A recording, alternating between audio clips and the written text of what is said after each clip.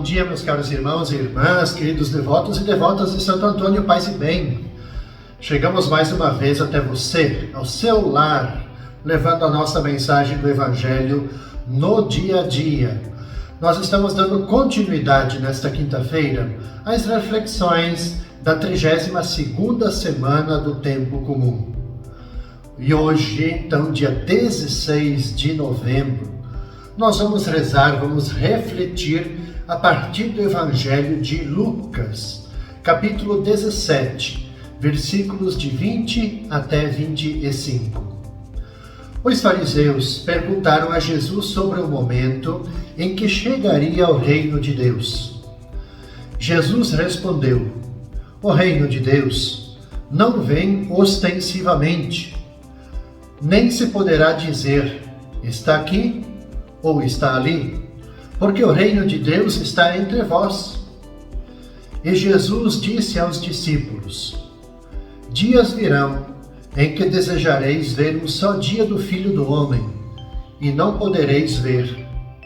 As pessoas vos dirão: ele está ali, ou ele está aqui. Não deveis ir nem correr atrás. Pois como o relâmpago brilha de um lado até o outro do céu, assim também será o Filho do Homem no seu dia. Antes, porém, ele deverá sofrer muito e ser rejeitado por esta geração. Caros irmãos e irmãs, nós hoje, nesta quinta-feira, escutamos o chamado, aquilo que nós convencionamos chamar, aliás, do pequeno discurso escatológico do Evangelho de Lucas, onde que a gente encontra, num contexto mais amplo, o grande discurso escatológico. Trata-se, para nós entendermos melhor, de um breve, mas intenso ensinamento de Jesus, provocado por uma pergunta dos fariseus acerca do tempo em que haverá de chegar o reino de Deus. Jesus, ele não é condescendente com a miopia espiritual, muito menos com os interesses egoístas. Por isso que, diante da pergunta, Jesus não vai dar uma resposta exata. Por quê? Porque Jesus tem clareza de que ele não está fazendo sua missão para satisfazer curiosidades. Faço essa introdução por quê? Porque os fariseus, eles imaginavam que o reino do céu, o reino de Deus, ele só chegaria quando todo o povo observasse a lei nas suas mínimas prescrições. Por isso que eles pedem a Jesus uma definição. Quando iria chegar esse reino? E Jesus então responde que a vinda do reino não está ligada aos cálculos ou então aos grandes rumores. O reino de Deus, ele começou na pessoa e na prática de Jesus no meio dos seus contemporâneos. O reino, ele se torna presente e visível sempre que cada um de nós praticarmos a justiça. Fomos capazes de criar relações de fraternidade. Por isso que no Evangelho ele diz, olha, o reino está entre vós, não está fora. Mas para esse reino acontecer, o critério é praticar a justiça, a gente construir relações, teias de relações. Então, o dia do Filho do Homem, o dia de Jesus, é o tempo após sua ressurreição, que será coroado por sua manifestação final.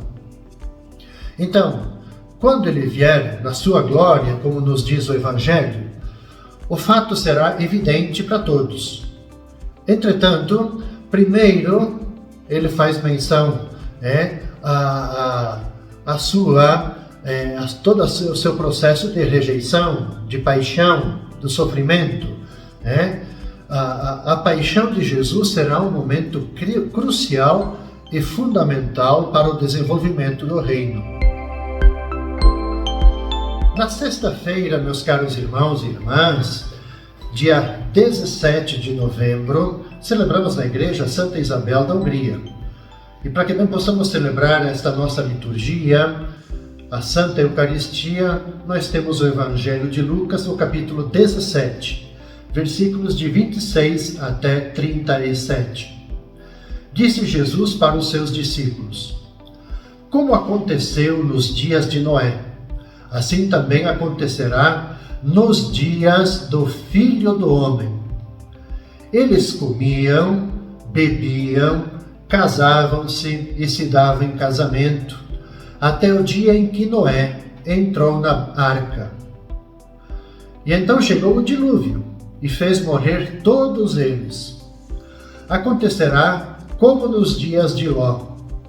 Comiam e bebiam, compravam e vendiam, plantavam e construíam.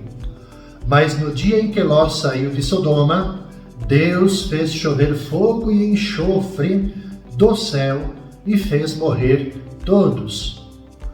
O mesmo acontecerá no dia em que o Filho do Homem for revelado. Nesse dia, quem estiver no terraço não desça para apanhar os bens que estão em sua casa.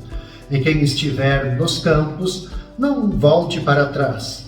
Lembrai-vos da mulher de Ló. Quem procura ganhar sua vida vai perdê-la, e quem a perde vai conservá-la. Eu vos digo, nessa noite, 2 estarão numa cama. Um será tomado e outro será deixado. 2 mulheres estarão moendo juntas. Uma será tomada e a outra será deixada. 2 homens estarão no campo. Um será levado e outro será deixado. Os discípulos perguntaram: Senhor, onde acontecerá isso? E Jesus respondeu: onde estiver cadáver, aí se reunirão os abutres. Jesus parece nesse trecho do capítulo 17 quase que fazendo profecias da desgraça, do final dos tempos. Mas é bom que nós não tomemos essa parábola, às vezes difícil de nós entendê-la, nesse olhar. Porque Jesus, ele quer ensinar aos discípulos o olhar para frente, o olhar da verdadeira esperança. E para que a esperança ela não se torne utópica e não crie ilusões fáceis, Jesus une a esperança com a fé. A fé, por sua vez, une-nos desde já ao Senhor e sua morte e ressurreição. Então, unindo a esperança e a fé, todos nós ficamos sabendo quem esperamos. E não nos interessa quando ou como isso vai acontecer. E Jesus ilustra o ensinamento com 2 exemplos, o de Noé e o de Ló. Só aparentemente, é bom que se frise isso, esses 2 fatos históricos evidenciam o caráter improviso e repentino do dilúvio, no caso de Noé, e da chuva de fogo, no caso de Ló. O que Jesus quer mostrar, quer acentuar, é a necessidade de estarmos prontos quando Deus se manifestar no seu poder. No sentido de que nós precisamos estar prontos para reconhecê-lo, prontos para sermos introduzidos na alegria eterna e na comunhão com Ele. O verdadeiro ensinamento de Jesus é, pois, este: não devemos considerar apenas Noé e Ló como figuras de crentes, mas também os seus contemporâneos representados pela mulher de Ló. Por que eu faço esse recorte? Porque eles, os contemporâneos de Jesus, viviam esquecidos de Deus, preocupados com os bens terrenos. E foi nessa situação que foram surpreendidos pelo castigo de Deus. É a sua indiferença perante a imprevisível manifestação, intervenção de Deus, a sua cegueira espiritual, a sua incapacidade para se darem conta da dramaticidade dos tempos, que atrai a atenção de Jesus, do evangelista e também a nossa. Então, mediante estas 2 comparações de Noé e Ló, Jesus ele convida os discípulos para estarem sempre preparados para o encontro com Deus. Quem vive ocupado apenas com seus projetos pessoais, sem se preocupar com a prática da justiça, da fraternidade, vai ser surpreendido como foram surpreendidos os contemporâneos de Noé e de Ló. A chegada do Filho do Homem será improvisa, como o relâmpago. Não haverá tempo para mudança de última hora. Quem praticou a justiça se salvará.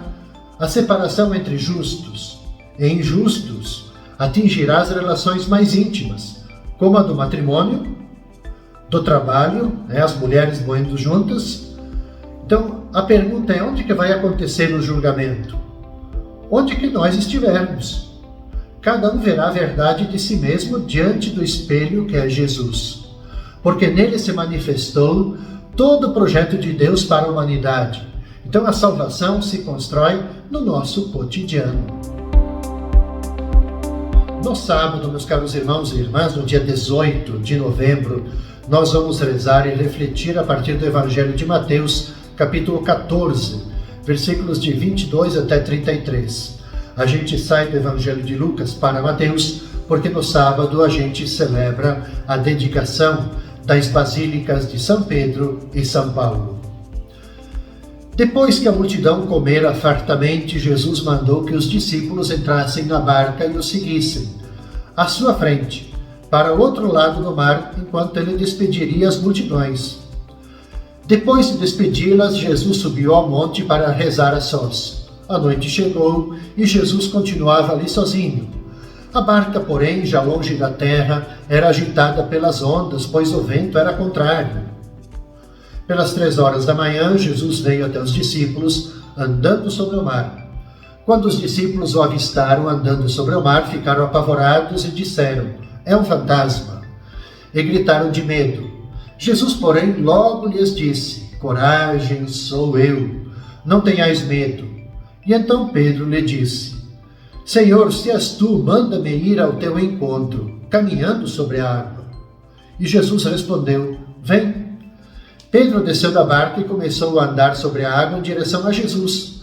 Mas quando sentiu o vento, ficou com medo e, começando a afundar, gritou: "Senhor, salva-me."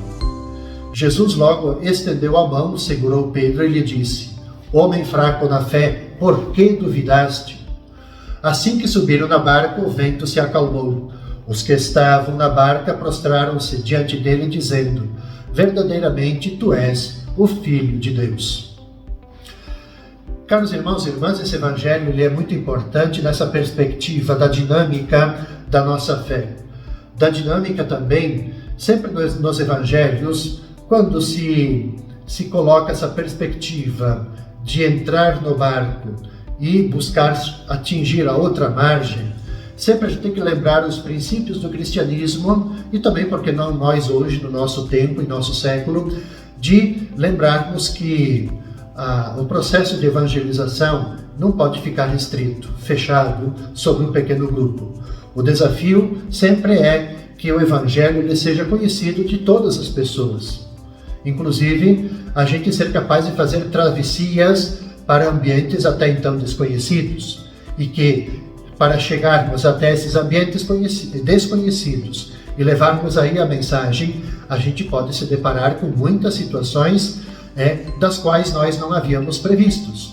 Tempestades, ou seja, dificuldades, indiferença, pessoas fechadas em acolher a mensagem do Evangelho. De qualquer forma, nós somos convidados a não termos medo a fazermos essa travessia, não termos medo de chegarmos ao desconhecido, não termos medo, enfim, de assumirmos a nossa dimensão evangelizadora. Essa é a perspectiva que o Evangelho nos coloca. Quanto ao que celebramos no sábado, dedicação das basílicas de Pedro e Paulo, edificaram-se essas basílicas para perpetuar a memória desses dois gigantes do cristianismo. Os seus nomes e, de modo especial, suas obras de evangelização estão intimamente ligados à história de Roma, onde pelo martírio deram testemunho de fidelidade a Cristo. Então a Basílica de São Pedro em Roma erigida por Constantino no século IV sobre o túmulo do apóstolo Pedro, ela foi demolida no século XVI, porque ameaçava ruir. E no mesmo lugar foi logo reconstruída outra mais esplêndida que Urbano VIII consagrou em 18 de novembro de 1626. Também a Basílica de São Paulo foi construída no século IV. Em 1823, um incêndio devastou grande parte do edifício. E o Papa Pio IX reconsagrou a Basílica em 10 de dezembro de 1854, no mesmo dia da solene proclamação do dogma da Imaculada Conceição da Mãe de Deus. Peçamos então que Pedro e Paulo, esses gigantes do cristianismo, possam iluminar a nossa vida, o nosso testemunho, o nosso discipulado, para que, a exemplo do Evangelho, nós também não tenhamos medo de a gente proclamar, de a gente evangelizar, inclusive aonde nós não conhecemos, em ambientes desconhecidos. Nossa missão é evangelizar, nossa missão é testemunhar. Concluímos, caros irmãos e irmãs, esse nosso itinerário de reflexões.